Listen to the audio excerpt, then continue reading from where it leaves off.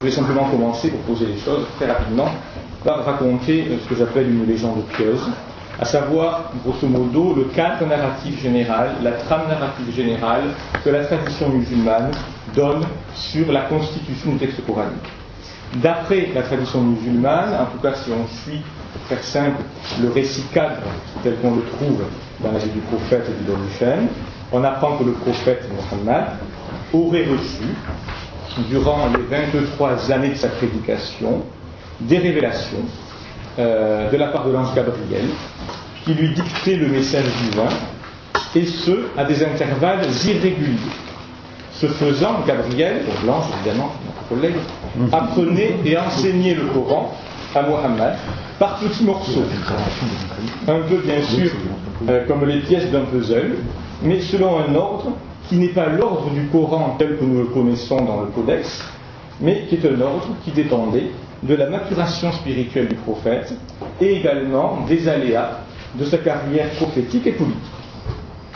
Chaque année, le prophète, à qui incombait la tâche non seulement de retenir les passages, mais également de savoir où les placer au bon endroit dans la version finale, chaque année donc le prophète recevait la visite de Gabriel pour vérifier l'état de son travail rédactionnel. Est-ce qu'il avait correctement retenu les révélations déjà reçues? Est-ce qu'il les plaçait à la bonne place dans le Coran? 2 entrevues d'ailleurs eurent lieu la dernière année, une à la date prévue et puis une avant la mort du prophète, pour s'assurer, pour procéder bien sûr à une révision finale et pour s'assurer que les dernières révélations et l'ordre complet du texte avaient été bien assimilés. À partir de là, on pouvait considérer que Mohammed connaissait le Coran par cœur, donc dans son intégralité, mais également selon le bon ordre, c'est-à-dire l'ordre de la mère du livre, l'ordre du Coran céleste, là c'est auprès de Dieu, l'ordre donc du modèle céleste et préexistant du Coran que Mohammed aurait donc pu enseigner à ses compagnons. L'ordre bien sûr du Coran céleste correspondant à l'ordre du Coran tel que nous le lisons. Bien. Il y a une place ici, si vous souhaitez. Alors bien sûr, ce genre d'histoire détermine la manière dont les musulmans envisagent et reçoivent le texte coranique. Ça détermine, je dirais, la vision et l'approche qu'ils ont du texte. Mais il est à craindre que beaucoup d'orientalistes soient restés, consciemment ou non, sous le charme de ce récit, et notamment sous le charme du cadre général que ce récit impose. Par exemple, les orientalistes ne vont pas forcément dire que le Coran est la parole de Dieu dictée au prophète, mais ils auront tendance à dire que le Coran est la collecte des ipsissima verba du prophète, des paroles mêmes du prophète, collecte donc opérée par les scribes, mettons à l'époque de Ruthman pour faire simple, selon un ordre qui regarde les scribes, si je puis dire, quelles que soient les opinions que l'on a sur la nature originelle des textes qui composent le Coran. Et l'idée donc sera qu'avec le Coran, on a uniquement des paroles du prophète et finalement un travail de la part des scribes qui n'est qu'éditorial, qui ne consiste qu'à rassembler des textes, certes épars, mais qui remontent tous à l'époque du prophète. Alors ça pose un problème considérable. C'est l'idée par exemple selon laquelle on ne pourrait pas appliquer par exemple la Formengeschichte, l'histoire des formes, au texte coranique, puisqu'évidemment on aurait simplement une collecte de paroles oraculaires du prophète. On trouve cette idée parfois chez certains collègues. Comme vous l'avez compris hier, c'est évidemment une approche contre laquelle je polémique vigoureusement, pour des raisons variées, non seulement parce que on peut repérer, on peut montrer qu'il y a, par rapport donc, à la collecte des supposés ipsissima verba du prophète, des omissions, des changements et voire des ajouts, à savoir non seulement des versets ou des parties de versets, mais des péricopes, voire des sourates entières, dont on peut montrer qu'elles ont très probablement été composées après la mort du prophète. Autrement dit, le travail des scribes n'est pas simplement un travail éditorial, c'est aussi un travail rédactionnel. Et même le travail éditorial est en partie un travail, je dirais, idéologique et rédactionnel, car il influence la manière dont on présente les textes recueillis. Donc, pour dire une chose simple, vous n'aurez aujourd'hui plus aucun bibliste qui vous dira que, par exemple, le livre d'Ézéchiel a été écrit par le prophète Ézéchiel. C'était une idée qui sortait récemment, je dirais, il y a 200 ans chez les biblistes. On vous dira, ça a été écrit par des scribes, beaucoup plus tard c'est vrai, qui en se fondant sur les logias, en partie du prophète Ézéchiel, ont composé un ouvrage, mais correspondant à la situation à laquelle ces scribes font leur travail et au programme idéologique de ces scribes. On a, mutatis mutandis, exactement le même phénomène dans le Coran, mis à part, c'est vrai, que l'écart temporel entre la prédication du prophète et la constitution du Coran est beaucoup plus bref que dans le cadre des livres bibliques comme celui d'Ézéchiel. Ça c'est vrai. Mais ça ne change pas, je dirais, le principe même, qui est qu'il faut partir aussi des intentions et de la situation concrète dans laquelle les scribes procèdent, les scribes ou les générations de scribes, procèdent à leur travail de collecte et en partie de rédaction. Comme vous savez, pour ceux qui suivent un peu les études bibliques aujourd'hui, de plus en plus, dans l'équilibre entre responsabilité du prophète et de son enseignement oral et travail rédactionnel des scribes, de plus en plus, les études ont tendance à insister, à donner la part du lion, je dirais, aux scribes. Et beaucoup d'éléments du Coran, ou de passages un peu curieux du Coran, s'expliquent assez bien si on prend les choses ainsi. Un exemple dont je ne voulais pas parler aujourd'hui, mais qui m'est revenu récemment suite à la lecture d'une recension récente du livre de Michel Kuipers, Le Festin. Alors, si j'ai le temps, j'expliquerai en quoi ce que j'accepte et ce que je rejette dans l'approche de Kuipers, mais ce sera un peu plus tard. Kuipers, à la fin de son ouvrage, sur la sourate 5, Al-Maïda, Le Festin, bon banquet, explique que visiblement cette sourate, dans laquelle il voit une unité littéraire, on peut discuter la question, mais admettons, est visiblement un texte qui s'adresse énormément aux chrétiens, les appelant d'une certaine manière à la conversion. Et Kuipers fait remarquer, bon, la tradition musulmane nous dit que ce texte a été notamment, qu'une partie de ce texte a été notamment prononcée par le prophète au moment du pèlerinage de l'adieu à la Mecque. Kuipers dit, c'est un peu étrange, parce que bon, la tradition musulmane ne fait pas état d'une importante présence chrétienne à la Mecque. Pourquoi donc avoir un texte de ce type qui appelle les chrétiens à la conversion à la Mecque en 632 peut-être alors faudrait-il revoir de fond en comble ce que dit la tradition sur les chrétiens éventuels de la Mecque. Une hypothèse extrêmement plausible pour diverses raisons, dont certaines ne sont pas notées par Kuipers, mais je ne vais pas y en parler maintenant, sinon je n'aurai pas le temps de finir, c'est qu'on pourrait très bien supposer que pour l'essentiel, cette rédaction-là correspond à une situation plus tardive, à savoir une situation où le Coran est un texte qui devient un texte à valeur politique dans le cadre d'un empire où la communauté chrétienne est importante. Autrement dit, une situation tout simplement postérieure, pas forcément de beaucoup, mais postérieure aux conquêtes. En tout cas, le contexte apparent dans lequel la sourate 5 semble s'insérer ne correspond absolument pas à ce que l'on peut apparemment savoir des situations de la Mecque ou de Médine. Il y a plein d'exemples comme ça, j'en redonnerai notamment lors de la séance de la semaine prochaine à Nanterre, mercredi prochain. Bien. Point important donc, il faut étudier le Coran également en s'intéressant bien sûr à son sous-texte biblique, à savoir aux passages relatifs à la Bible au sens large, auxquels le Coran fait référence et sans lesquels il ne peut être compris. Ceux d'entre vous qui ont lu la sourate 19 ont bien vu que le texte était absolument inintelligible si on ne le rapprochait pas de certaines traditions chrétiennes, il faut savoir lesquelles. Et par ailleurs, il faut procéder à l'histoire des formes. Ce que j'ai montré hier sur la sourate 19, notamment sur les 63 premiers versets.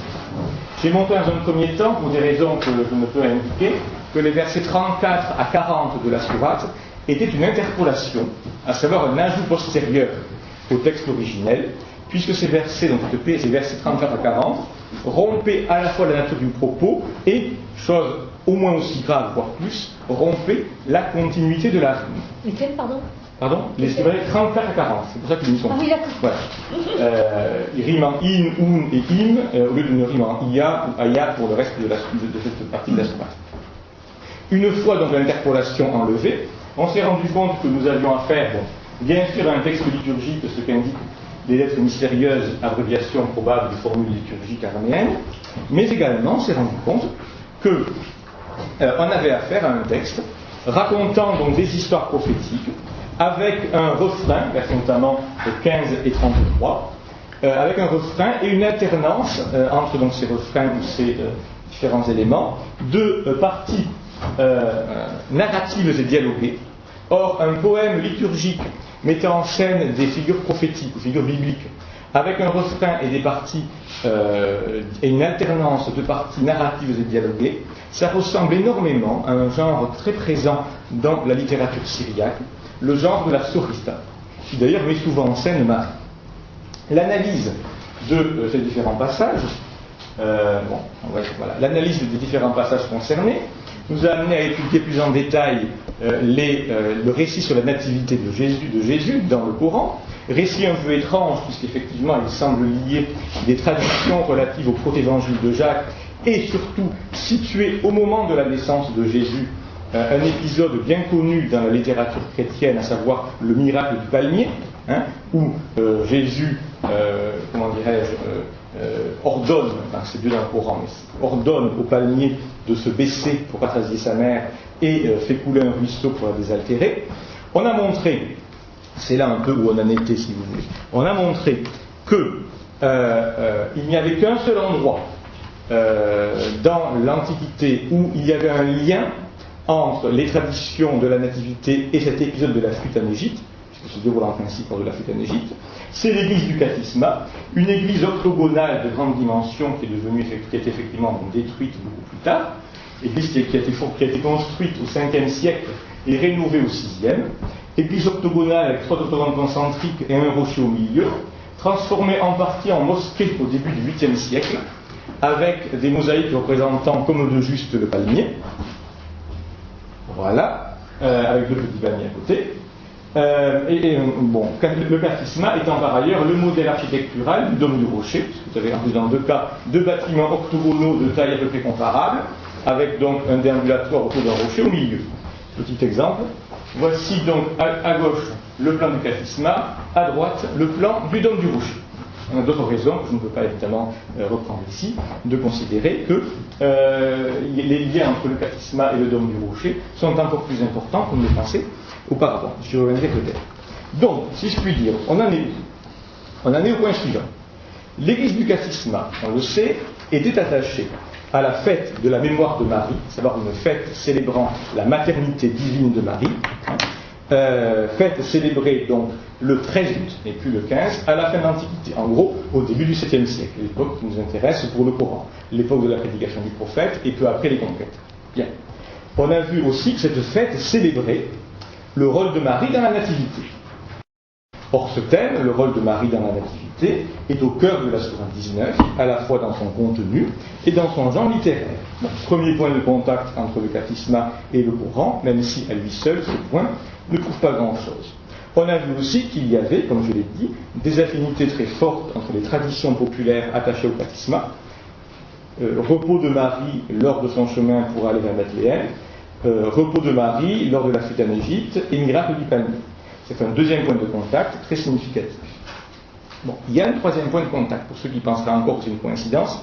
Voilà, je dirais, le point nouveau de l'article récent que j'ai publié et qui est en référence dans l'exemple d'hier, et qui vient juste de paraître. J'ai reçu les exemplaires, en fait, je les ai pas chez moi, ils sont à la poste. Donc, voilà, vous les verrez la semaine prochaine. Vous les verrez la semaine prochaine. Je m'explique. On peut comprendre un peu mieux la suite du passage du Coran, donc les versets 27 à 32, si on va s'intéresser plus précisément à ce qui se passe dans l'église du Kathisma. Bon, rapidement, lisons le passage. Donc Marie revint donc, après la naissance de Jésus vers son peuple, aux siens c'est de la chair, donc son peuple. Avant, donc au verset 17, elle part de sa famille, là elle va vers son peuple, portant l'enfant. On peut penser plausiblement que ce sont les prêtres du temple, puisqu'elle était au temple avant la naissance. Ô Marie, tu as fait une chose monstrueuse. Ô sœur d'Aaron, ton père n'était pas d'un père indigne, il avait une prostituée. Ô sœur d'Aaron, effectivement, gros problème dont je vais parler tout à l'heure.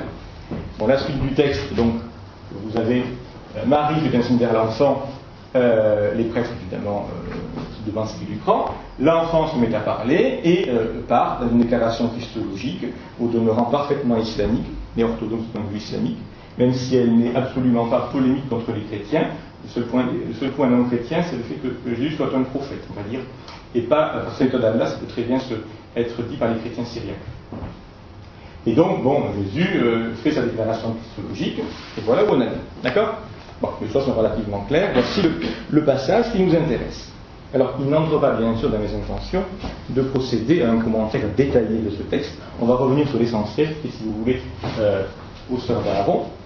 Mais je voudrais d'abord expliquer une chose importante, c'est que, bon, d'une part, bien sûr, ce texte se place dans le fil des récits apocryphes chrétiens où Jésus parle et fait des miracles dès le berceau. Ce sont des récits, évidemment, extrêmement populaires et courants dans l'Antiquité chrétienne. Le point important pour nous ici, c'est que le Coran fusionne dans cette péricope deux épisodes. Et ce n'est pas par hasard s'il le fait. C'est un texte extrêmement bien composé et extrêmement fin. D'abord, il fusionne donc le procès de Marie au Temple. Alors, bien sûr, ce procès de Marie au Temple, dans le protévangile de Jacques, il a lieu entre l'Annonciation et la Nativité. Il a lieu quand Marie est enceinte. On voit qu'elle est enceinte. Les prêtres, dans le protévangile de Jacques, lui font boire, ainsi qu'à Joseph, de l'eau d'amertume, suivant une ordalie décrite dans le livre des Nombres, qui consiste à faire boire une eau particulière, à envoyer au désert la personne qui a bu cette eau, et puis si elle revient saine et sobre, c'est qu'elle est innocente. Donc, Marie, naturellement, passe avec succès cette épreuve. Bon. Le Coran la situe après la naissance, pas avant, pour des raisons que je vais indiquer. Autre élément que le Coran présente dans cette péricope, c'est la présentation de Jésus au temple, qui est racontée dans l'évangile de Luc. On amène Jésus au temple et Siméon reconnaît en Jésus celui qui est annoncé. Alors évidemment, il ne s'agit pas de dire que le rédacteur de la sourate, ou la rédactrice, comme ça, aurait confondu deux épisodes différents, qu'il n'aurait pas su les situer dans le bon ordre, ou encore qu'il aurait été incapable de les résumer correctement. Non, il faut envisager les choses suivantes. Dans l'économie générale du protévangile de Jacques et de l'évangile selon Luc, les récits du procès au temple et de la présentation au temple, ces deux récits, remplissent deux fonctions. D'une part, légitimer contre les accusations d'adultère la grossesse de Marie, et donc la naissance de Jésus, et d'autre part, affirmer le statut particulier de Jésus, montrer qu'il est le Messie chez les chrétiens. Eh bien, le Coran se livre ici, en quelques versets, à un exercice comparable. Il fait la même chose dans ces quelques versets. À savoir que, en répondant miraculeusement, parce qu'un dès qu'il parle, c'est quand même plutôt miraculeux, en répondant miraculeusement aux accusations d'adultère portées contre sa mère, Jésus montre la légitimité de sa naissance et lave sa mère de tout soupçon. Il se lance ensuite dans une déclaration christologique qui affirme, en accord avec la christologie coranique, son statut de prophète. Tout cela est dorénavant censé être connu du peuple de Marie, autrement dit les Juifs. Le Coran affirme clairement, les Juifs savent très bien que Marie n'est pas une prostituée et que Jésus est un prophète, puisque Jésus lui-même, bébé, le leur a dit à l'époque où Marie est revenue au temple.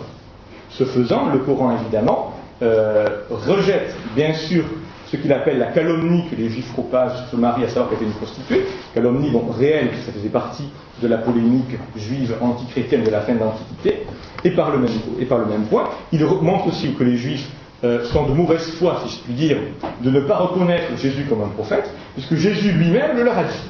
Donc voilà la portée rhétorique du texte. C'est très fin, en quelques versets, tout est dit, si je puis dire. Mais, et c'est là où ça se complique, il ne s'agit pas seulement d'affirmer le statut de Jésus. Il faut préciser celui de Marie. Et c'est ici que se trouve le point délicat, bien sûr, avec l'expression « sœur d'Aaron ».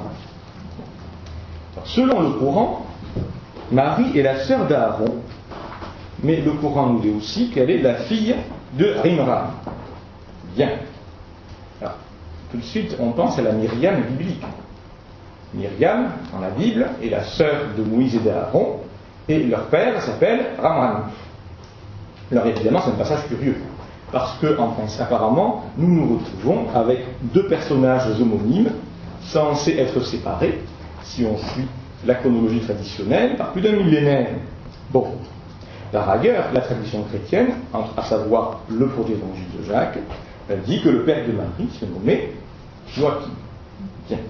Alors, les commentateurs musulmans et les historiens modernes ont échafaudé à ce sujet les hypothèses les plus diverses. Alors il y a une hypothèse rarissime. Même Ibn Kathir dit qu'elle est absurde. C'est l'hypothèse consistant que c'est un musulman à dire, c'est la même personne.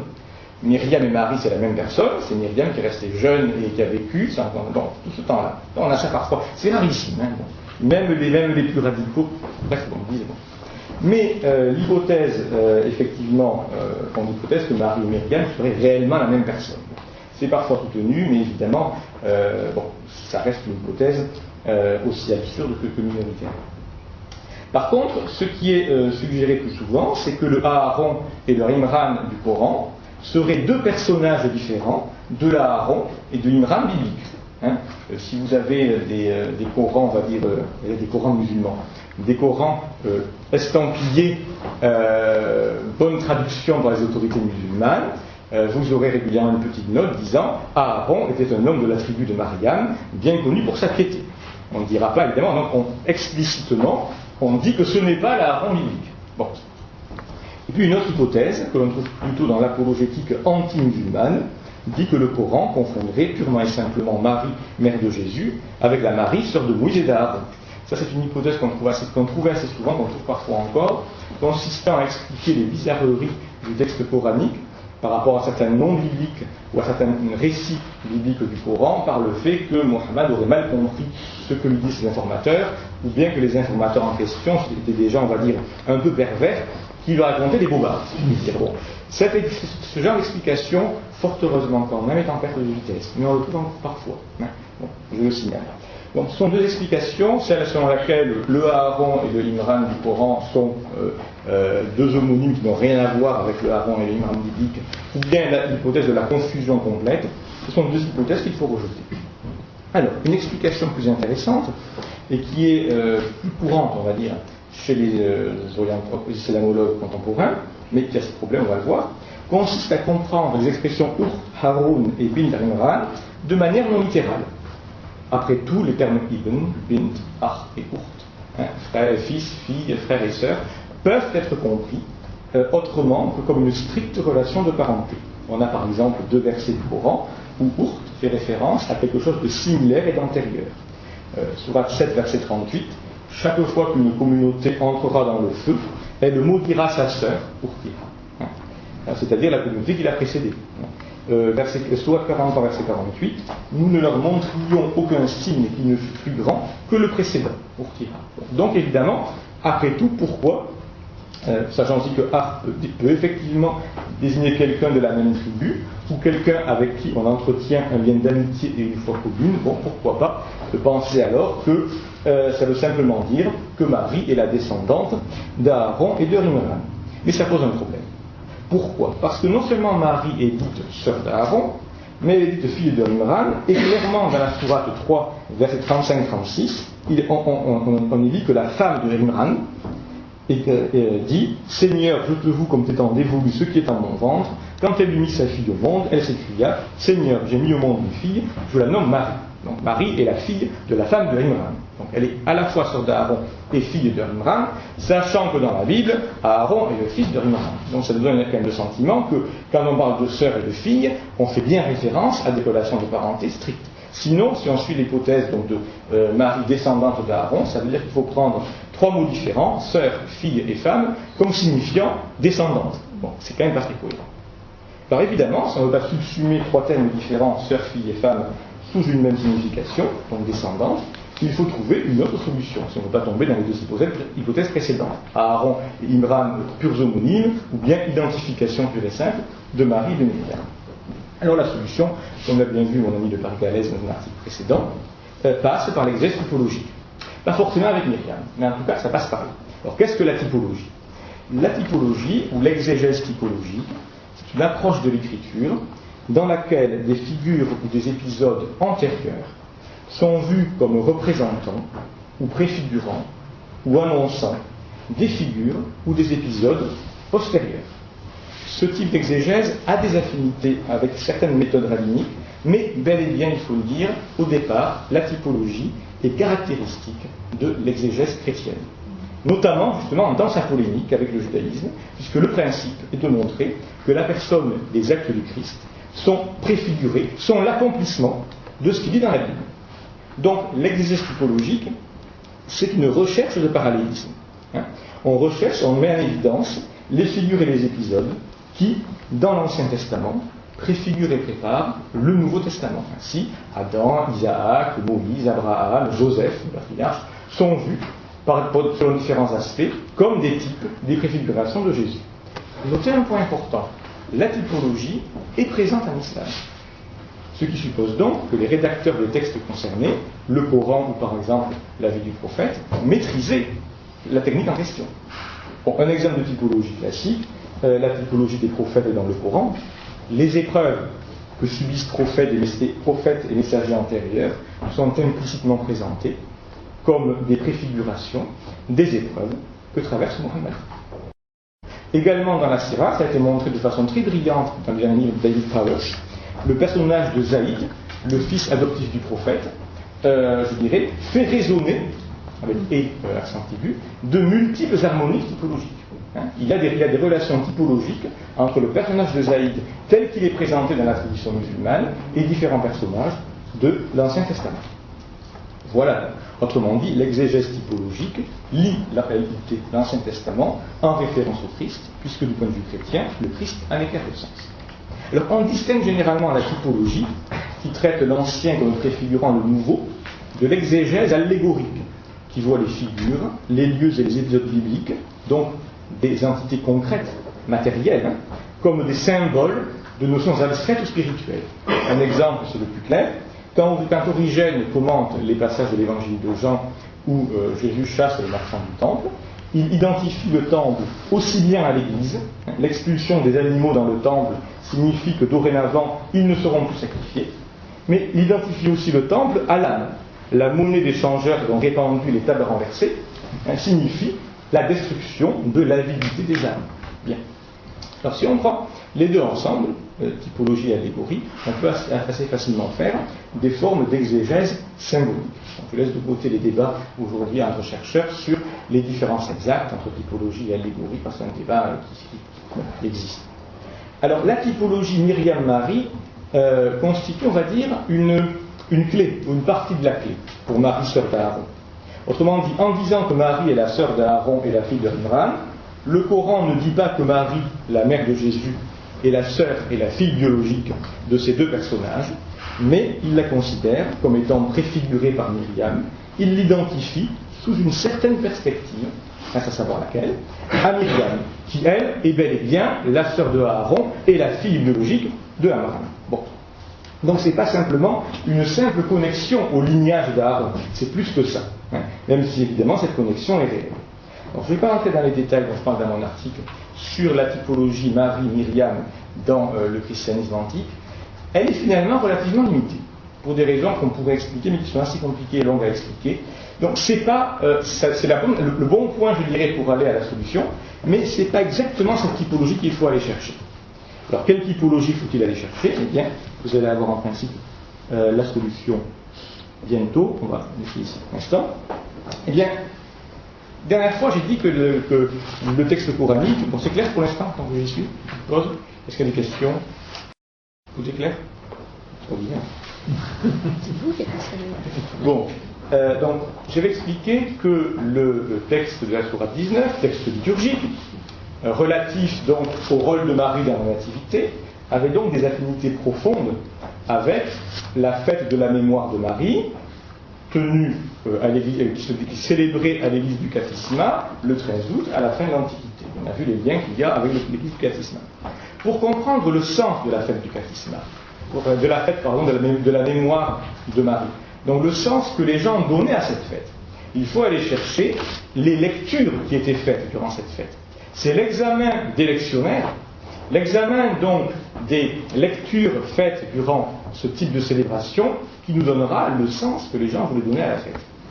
Alors, on est renseigné fort heureusement sur les lectures qui étaient faites lors de la célébration de la mémoire de Marie, en tout cas déjà au départ, au 5e siècle et un peu plus tard. L'essentiel, je dirais, c'est la lecture absolument centrale, la lecture qui donnait le sens général de la fête. C'est un verset des psaumes, psaume 132 ou 131, verset 8. Lève-toi, Yahvé, vers ton repos, toi et l'arche de ta force. C'est ce texte qui donne le sens ultime de la fête. L'arche de la force est Marie, ici identifiée à l'arche d'alliance. Et là, nous avons une typologie centrale, ou allégorie, un peu un mélange des deux. L'allégorie, la typologie arche d'alliance Marie est centrale dans la littérature chrétienne, et les parallèles sur lesquels elle repose sont extrêmement forts. Et on le voit très bien si on fait un petit détour pour aller des passages de l'Ancien Testament, notamment de l'Exode, et on verra aussi un peu du second livre de Samuel, et de la riche exégèse qu'elle a été faite. Exode, bon, c'est une référence dans mon article pour les références exactes. Dieu ordonne à Moïse de construire un tabernacle, entouré d'épais rideaux. C'est la tente de l'alliance du rendez-vous. On comprend mieux pourquoi maintenant, aussi bien dans le protévangile de Jacques que dans le Coran, Marie tisse le voile du temple. Le hijab qu'elle tisse, c'est évidemment une référence au voile, au rideau de l'alliance. À l'intérieur du tabernacle sera placée une arche en bois d'acacia, recouverte d'or. C'est dans cette arche que Moïse dépose les tables de la loi. Alors la tradition juive enrichira le contenu de l'alliance, et un bon témoin de cet enrichissement, c'est un texte chrétien, l'Épître aux Hébreux, qui explique que l'arche contenait une urne d'or contenant la manne, le rameau d'Aaron qui avait poussé, et les tables de l'alliance. Bon. Une fois le sanctuaire terminé, donc l'arche d'alliance est investie par la présence et la gloire de Dieu. La nuée, Shekinah, arabe Sakina, couvre la tente du rendez-vous, tout comme l'Esprit Saint couvre Marie lors de l'Annonciation, les entrailles de Marie devenant alors la demeure, la résidence vivante de Dieu. Et il y a d'autres parallèles typologiques entre l'arche d'alliance et Marie. Bon, l'arche contient le décalogue, donc la parole de Dieu. Jésus est le logos. La manne, c'est-à-dire le pain de vie, et le rameau d'Aaron, le Messie. Trois éléments qui s'appliquent à Jésus. Autre exemple, si on va lire le livre de Samuel, David et son peuple, on raconte la Bible, transportent l'arche sur une colline de Juda. Marie rend visite à Zacharie et à Élisabeth dans une ville de Juda, située dans une région montagneuse. Habillé d'un vêtement sacerdotal, un vêtement de prêtre, David danse autour de l'arche et acclame la présence de Dieu et l'arche. Jean-Baptiste, donc, dont Élisabeth est enceinte, fils d'un prêtre, puisque fils de Zacharie, tressaille dans le ventre de sa mère, et Élisabeth pousse un grand cri. L'arche reste 3 mois dans la maison d'Obed-Édom, Marie reste 3 mois chez Élisabeth, et ainsi de suite.